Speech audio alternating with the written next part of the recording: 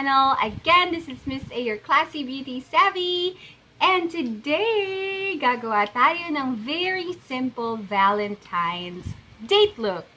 So again, budget-friendly, something na very local, you can buy anywhere sa ating market and malls here in the Philippines.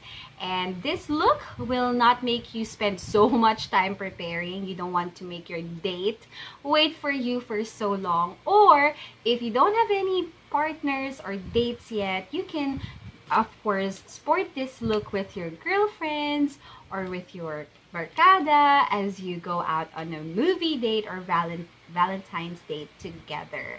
So very simple lang to. This will be very quick and easy. So I'll be featuring one of my favorite palettes from Ever Belena, and that is, of course, my Uncover 2 palette. You have seen me use this in a prom look last time, so I'm going to use this again, but this time very subtle, very girly, very sweet, that you can wear on a Valentine's Day. So if you want to see how I created the look for Valentine's, don't forget to hit the subscribe button below, like it as well, and don't forget to hit the notification bell right next to it. Share this sa inyong mga friends na may mga dates this Valentine's or may mga gagawin and would like to sport this simple makeup look. So let's go right into the video. Okay, I've already done my eyebrows. If you want to know how I did it, again, I'll be linking that LA Girl Pro eyebrow makeup tutorial somewhere here sa ating video iCard, or it's either nandun lang siya sa description box. So you can check how I did it to save time. Now we will be doing our simple eye look. Again, another tip to save would be use a concealer to prime your lid. Yan. So I'm just going to blend it with my ring finger. Now we're done. After that, we will be using this shade right here. Itong medyo maputi, just to, you know, it's an all over lid color. Para mag-set lang siya ng very, very light. So just sweep that all over your lid. Now, to make this eye look super nice and simple lang, not really high maintenance, we're going to use an eyeshadow na very neutral. It can be this one, this orangey shade, or it can be this one as well, yung brownish. So we'll pick the brownish shade, of course. We're gonna use the same brush, and we're just going to sweep this right across the lid. So, ang technique ay kapalan mo lang yung apply mo dun sa crease and light lang din dun sa lid para mag-create siya ng shadow. Ganyan lang. Very simple. And then, of course, we will be moving on sa ating lids. Yung magiging sparkly color lang siya. I can choose these two right here. Ayan. So, we will just mix them. Unahin muna natin tong rosy color. Again, using your ring finger. Just kinda, you know, apply it all over the lid. Now, we're going to add a little bit ang ating shade here. Ito medyo whitish na something. And we're going to apply this din dito sa pinakagitna to make it look nice. Para every time nahihit siya ng light, it will glisten. Yes. Eyeliner! Ayun. Okay, apply natin siya muna. All over. So, create a small triangle here. Yan. And then connect.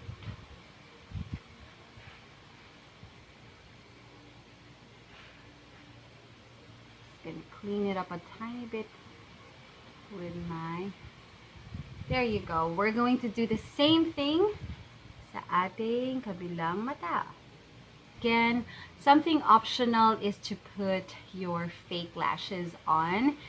Optional yun. It's up to you if you want to do it or not. But for me, for this tutorial, I'm gonna put some. Ayan! So, this is the finished, I mean, not really finished, but so far, ayan na yung ating eye look. Now, we will be putting somewhere din sa ating lower lash line para mag-open up siya ng a little bit using siya Will's eyeliner pencil in white. Medyo pudpud na siya. It's okay. Sa gitna para magmukhang bigger yung mata mo. Now that we're done with that, we're going to use or to put foundation.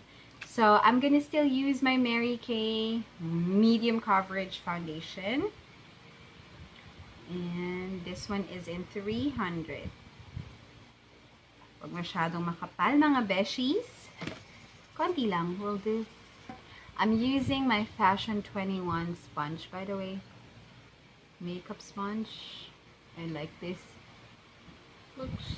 It feels so good sa mukha and it blends away my foundation so well.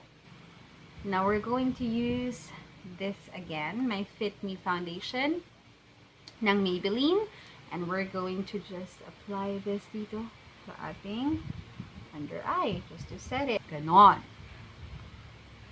Ayan.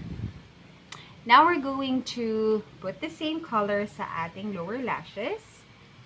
So we're just going to use our Uncover 2 palette again from Valentines. And then, we will put mascara sa ating lower lashes. For our cheeks, we'll just use this Valentines as well na blush duo, and we're just going to use ito munang darker shade to contour. Yan, contour lang tayo ng very light again. Huwag masyado yung OA. Yan. There we go. Now to make this look sweeter, we will be using my favorite Vice Ganda lip kit. Ito yung velvet nila na version or collection. So sa velvet collection nila, I got my favorite shade Voulez-Vous and their lip liner. It's a lip kit. So we're gonna use this. Just the lip liner to outline our lips.